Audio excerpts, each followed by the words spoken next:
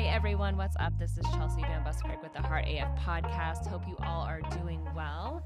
I was listening to one of my books and I wrote this note in my phone from it because it had posed this question, which I thought was a perfect topic for the podcast. But it asked the question, who are you blaming for the circumstances in your life? And I thought that was so great because that's just such a prevalent thing that we typically do where we want to blame our circumstances or other people for things that are happening in our life and even how we're feeling, right? Like we tend to place power in external sources versus turning inward and taking control and responsibility and how we're feeling or reacting or the way things are going in our life. And this is one thing that I talk about a lot with my kids. One of my daughters in particular, she's a lot like me, very sensitive and tends to be very emotional. And she'll let herself get really worked up when her sister's poking at her, trying to irritate her and make her mad. And she'll always be like, well, she made me do this and she did this. And so that made me feel this. And I always try to help her kind of stop and see, hey, she may be doing these things, but she's doing it to bug you and you don't have to let it, right? Like you're giving her the power by playing into what she's trying to do. Like you have the power and the ability to not pay that attention. Like you can easily just roll your eyes at her and focus on something else and not play in to how she's trying to get under your skin. Like you totally have the power to not let that get to you. Totally easier said than done, right? But I really want to keep hitting that on the head with her because I want to hopefully help her get that concept so that as she is growing and coming in to this own person that she can rely more on her own power and knowing how she has that control on navigating those emotions and being able to not let things bother her or infiltrate her and helping her to create that safety bubble that you can put around yourself to not let other people step in and to be able to take responsibility and to really feel empowered so that she knows that she does have the power and the responsibility to react however she wants to see fit. Like she does not have to low her vibe just because somebody else is in a mood or because they're trying to bring her down, right? Like she can have the power and the know-how to keep herself elevated, to keep herself in whatever state of mind she would like to be in and to not really give those external things her time and attention because she's going to be so secure and knowing of her capabilities as a person and abilities to not let that get to her. And so really the point I wanted to address was taking that time to really understand in what ways we might be placing blame on external circumstances or we're letting other things control us and prevent us from living our best life or doing the things that we really want to do. Like how are we caging ourselves and giving our power away by not taking responsibility and by blaming our circumstances or other people for things not going the way we would like them to in our lives? I felt like I would share this personal story with you because I had a huge epiphany moment of the ways I've been doing this my own self. First, I'll share this story. One of my blame games that I always tended to hang on was I've always kind of had this intrinsic anger and this kind of irritability where I would snap at people. And I used to always blame that on my mom, which sounds kind of stupid now, but it was one of those old stories that I just kept retelling myself. Like, I'm this bitter person because my mom was a shitty mom and I'm upset about that. I feel like I deserved better. Like I did not get the mom I deserved and I'm mad about that. So now I'm going to just take it out on everybody else. So I have these angry tendencies and it's all my mom's fault. Right. Like that was my story. I was blaming all that on my mom. And it wasn't until I was a young adult when my anger was out of control and these old wounds came flying open. And I was kind of reliving some of these traumas and really figuring out what sprouted this anger inside me. I was finally able to take some responsibility and go to anger management.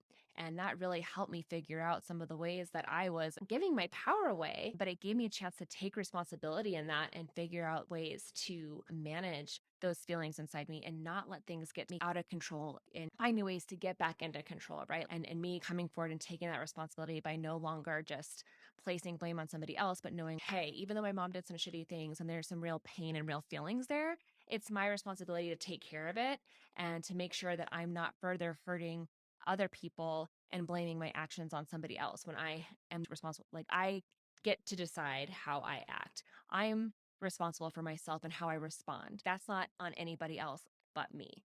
And that was my first kind of big wake up call to this kind of concept of taking responsibility and not blaming other people for your actions or what's going on in your life. And I will definitely, I think that's a great episode too to talk about my anger management experience, but we're going to table that for now. So later in life, I found myself feeling extremely overwhelmed because I was doing everything for everybody. And I think that's something that a lot of women can relate to because as a woman, we've been fed this idea that as a woman, we're to be the caretakers and the ones that serve. We're typically the ones that are submissive and stay quiet and just we're here to serve our male counterparts. And it's this very patriarchal picture that has been painted for us. And I feel like that's echoed through a lot of religious texts and ideas, as well as maybe some of our family upbringings. Like there's a lot of our society that helps paint this picture of what it should be as a woman in a family, right? It's definitely broken some barriers over time, right? Like I feel like now in this day and age, it's definitely more acceptable for women to be outspoken and having careers and things like that. So definitely we've made some improvements in women equality, but for the most part, there's still these stigmas around females having to be the primary caregivers in a lot of households and the ones that take on the majority of household responsibilities and things. And so, if this doesn't speak to you, that's fine. This might not be the episode for you, but this episode, I think, speaks to those women who do take on primary caregiving roles or who are doing a lot of things for other people and they get caught up in overextending themselves and doing more than they need to. And with that, they're neglecting themselves in a lot of ways. And how you get yourself out of that is by taking responsibility and asking yourself, who am I blaming for keeping me trapped in this spot that I don't really want to be in because I'm miserable. I'm barely hanging on. I'm going through the motions every day. I don't feel fulfilled. I'm running myself ragged. I'm not taking care of myself. I'm barely taking care of all the people I need to take care of because my to-do list is a mile long and there's always something to do. And I feel like I always have to do everything. And you don't feel like you really have the support or help. And then sometimes you don't even feel like you can take help or support because that makes you feel like a failure. And then another part of that is sometimes it's hard to even just let go of control because we tend to want to be in control of everything, that it's hard for us to let somebody else do something because then we're not in control of that situation anymore. And this can be like little things that seem little, but over time they can wear at you. And this could just be normal household responsibilities like cooking and cleaning and doing the dishes. And I feel a lot of us caregivers tend to take on more responsibilities than are ours to really take. Right. Other people in the household have their responsibilities too, but sometimes we get so used to just doing everything because that's what we've done. It starts out when like kids need us because they're so little and they're incapable of doing things for themselves. But then slowly, as they get older, for some reason, we still just go along and still do everything for everybody. And then all of a sudden we wake up and like, no one does shit for themselves. And it's annoying and it gets on you because there comes a breaking point where you can no longer do that, where you are just running yourself ragged, like you are depleting yourself. You become sick. It's not a good place to be. And again, what are we doing about that? Are we going to blame our spouses? Are we going to blame our kids? Are we going to blame our circumstances? Are we going to blame the whole idea of this is what I was supposed to do because this is what I was taught? This is what my family did. This is what my mom did. This is what my grandma did. This is what my church said I should do. Whatever. Are we going to blame that? Or are we going to take some responsibility and try to make some changes? So I'll tell you right now, you definitely have that power. Just like I tell my daughter, I have to tell myself too. And now I'm telling you, you have the power to make some changes. And it just comes to realizing that one, you're worthy and you have every right to delegate and to make yourself a priority, and that you can speak your needs and let them known, and that you can accept help and you can get help. Like you can delegate and you can figure things out so that you can be more happy and more at a pace that you want to be and have that time and the capacity to take care of yourself so that you can do the things that you want to do and make sure that you're not overextending yourself and you're not running yourself ragged, that you're being more secure in yourself so that you can set better boundaries and not take on more than you need to. And I really like this idea. And I talk about it in my book that I'm writing about knowing where your responsibilities stop and another person's start. So let me tell you this little story about me. I have talked about it before, but the family I grew up with was my grandmother, who, of course, as she got older, couldn't do a lot of things herself. So I would, of course, step in and help her where she couldn't do things. And then the other parent I had was my dad, who was a quadriplegic. He's fully dependent, cannot do most things by himself. And so one of the things that I did growing up is when I was getting the family's plates ready, like, I would help my grandma cut up her meat because, it was hard for her to use her hands as she was older. So I would cut up her meat and get her plate ready. And then for my dad, he had a special bowl that had this kind of lip on the side, like a high lip, kind of a curve, where he could also use this special fork so he could feed himself. And so for my dad, he did not have any movement or feeling from shoulders down, but on his one right arm, he was able to rehabilitate some movement in his shoulder. So his right arm was kind of bent almost at a not necessarily a full 90-degree angle, but it was bent at the elbow, but he couldn't really move at the elbow, but he could move up and down with the shoulder, like that rotator cuff. So he was able to make this one kind of motion, like a swinging motion, where there was a special fork that would slide on his hand, like it almost cupped his hand, and then it had a fork or a spoon that would, come out. So he could do this scooping motion with that special plate to where he could actually get food onto his special silverware and be able to feed himself. And so I would make sure that his food was cut up so that it was scoopable, that he could scoop it up with like his fork or a spoon or whatever he was going to be feeding himself with. So fast forward just a few years when I become a wife, I'm still in this routine of cutting meat, right? I make dinner, I cut the meat, and I give everybody their plates. And then we start having kids. And of course, when kids are little, what do? You cut up the food really small, so bite-sized pieces so they can eat it. And so it literally was just 2 years ago where I had this big epiphany where I'm there in the kitchen and cutting everybody's plates and getting it ready. And I'm like, what the fuck am I doing? My husband is a fully grown cable man who can cut his own food. When we go to restaurants, the restaurants just place our meat on the plate and we all cut our meat. My children are old enough to now use utensils and cut their own meat. Like, with the exception of my youngest, who, at the time of this epiphany was probably still 1.5 or 2, and he's 3 now. So, like, maybe outside of him, everybody else can cut their own food.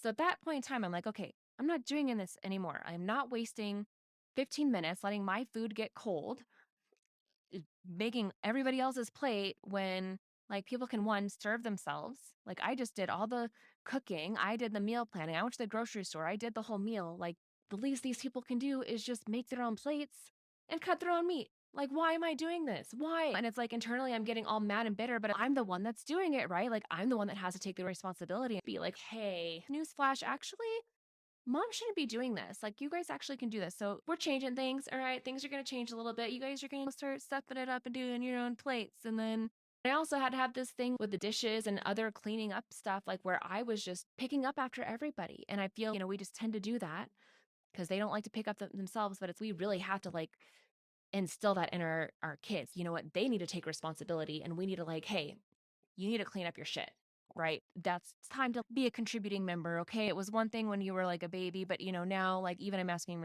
my youngest, like, okay, now it's time to pick up toys, right? Like, I let them keep their stuff out. I'm not saying I'm a martyr. I'm trying to be unrealistic because when kids live in your house, like it's messy, right? Like, it's not going to look perfect. I'm okay with that. I've accepted that. That's not my problem.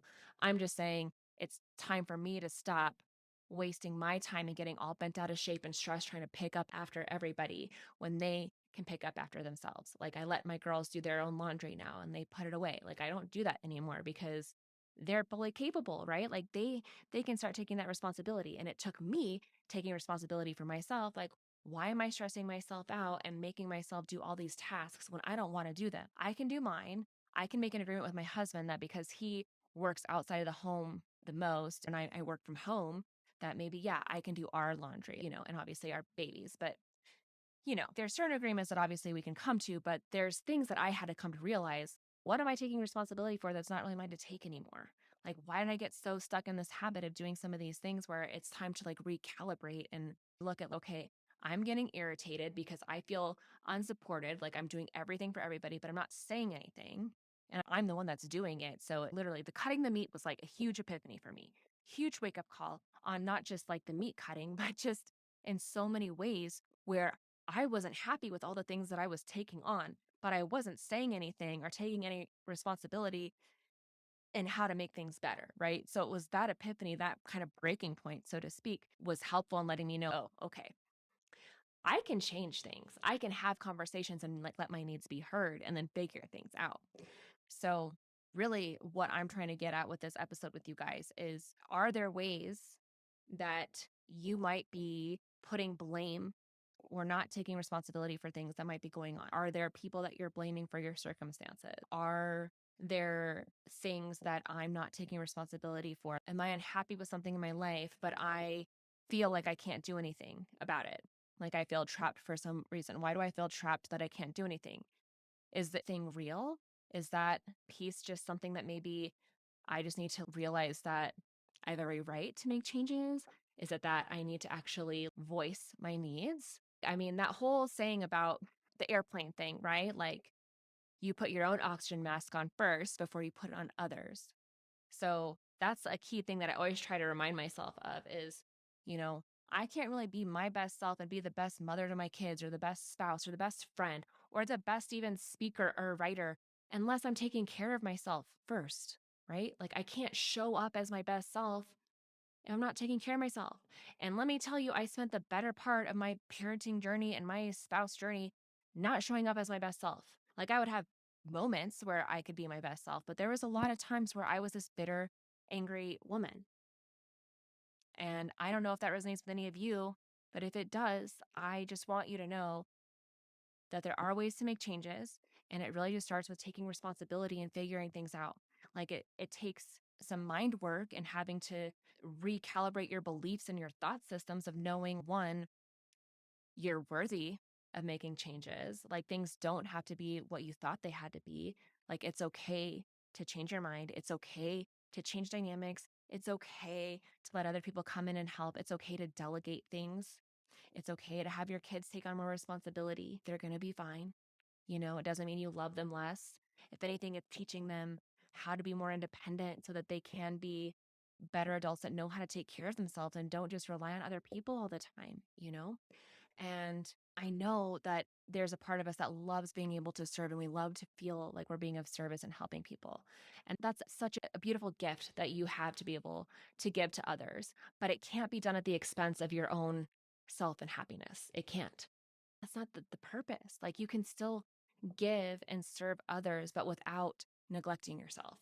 And that's a big message. And that's actually a piece of the book I'm writing too, is all about that. And I'll talk more about that. But anyway, I would love to hear back from you guys. I am craving feedback. So I would love to hear back if any of this resonated with you. I would love to hear if you've come to any realizations in your own life or any epiphany moments, just kind of listening to this story and thinking back on any of your own current life circumstances. Like, where in your life are you maybe being the meat cutter for everybody when you don't need to be? Like, are there things in your life like that?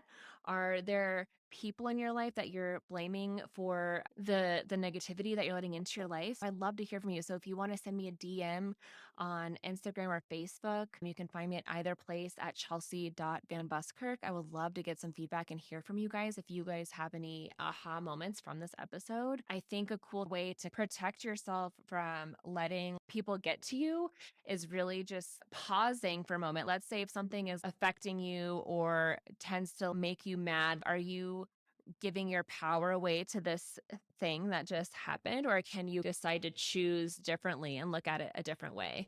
For example, a big thing for me that really ticks me off or that gets under my skin is like people that cut me off when I'm driving, or they don't know how to merge, or whatever, or they're speeding excessively. And now I'm all like old and, oh, you're going to get somebody in an accident, like I get all cranky and I try to just let it go. I'm like, why am I going to get all bent out of shape because they're fucking around? That's their problem. I don't need to take that problem on. They're speeding. Maybe they're late picking up their kid. I mean, how many times have you seen a minivan speeding about the afternoon time? They're late picking up their kids. Like, I know it. I've been there. Like, it's the worst when you feel like you're late picking up your kid. You don't want to be the last person to pick up your kid. It's a horrible feeling. I get that. So I usually just try to laugh and be like, oh, I hope you make it in time. Be safe. Or if somebody cuts me off, I'll be like, maybe they just didn't see me. I just try to give them the benefit of the doubt instead of getting myself all worked up. So unnecessary. Like, why? Like, it's not helping me any. Does it change anything? No, they still cut me off. Okay. Why do I need to internalize that? Like, why do I need to let that ruin my day or bring my vibe down? No, I'm getting better. It takes some time and practice, but I'm getting better at trying to protect myself and not let people like kill my vibe, right? Like, so again, would love any feedback. And I have a Q&A episode coming up. So I'm asking if you guys have any questions about any of the previous episodes that have aired, or just any question at all that you would like me to talk about or answer. I would love to get those questions because I'm going to be making a list of those questions, and we're going to have a special Q&A episode. Go over the questions I receive and we'll answer them. So that episode will be coming out in 2 weeks. So I'm excited to do that. So if you have any questions, please, again, hit me in the DMs. You can also contact me on my website at chelseavanbuskirk.com. There's a contact form, so you can definitely ask your questions there, give me feedback on the podcast, whatever. I also want to let you know, if you haven't seen on social media, that this podcast is just brand new. I'm getting it up and running. And so I think there's 2 weeks left of the drawing I'm doing. But anytime you listen to an episode, give me feedback on an episode, subscribe or share an episode, or just sharing the show gets you an entry. So you have multiple ways to get multiple entries. And the end of the period is in 2 weeks. I think I said September 9th. So that might be 1 week now or 1 week away. So a little over 1 week, but you have time. So you have multiple ways to get multiple entries. And on September 9th, I'm going to compile all the entries I've gotten. So, let's say you've left me feedback on all of the episodes that have been out so far. That would be 5 entries already. And then anytime you share an episode, that's an entry. So you can share multiple episodes and get multiple entries. So that Monday, I'm going to draw 2 winners. Each winner will win a $50 Amazon gift card sent to them. So yeah, just a little thank you for your support to help me build this show up and get it off the ground. Appreciate the support, really do. It means so much to me. I'm just hoping that things are resonating with you and can be helpful with you in some form. So please let me know, and let me know if you have any questions. Again, I'm looking for questions for the Q&A episode coming up. Hope you guys are all doing well. Find me on Instagram or Facebook at chelsea.vanbuskirk. I will see you guys next week. Cheers.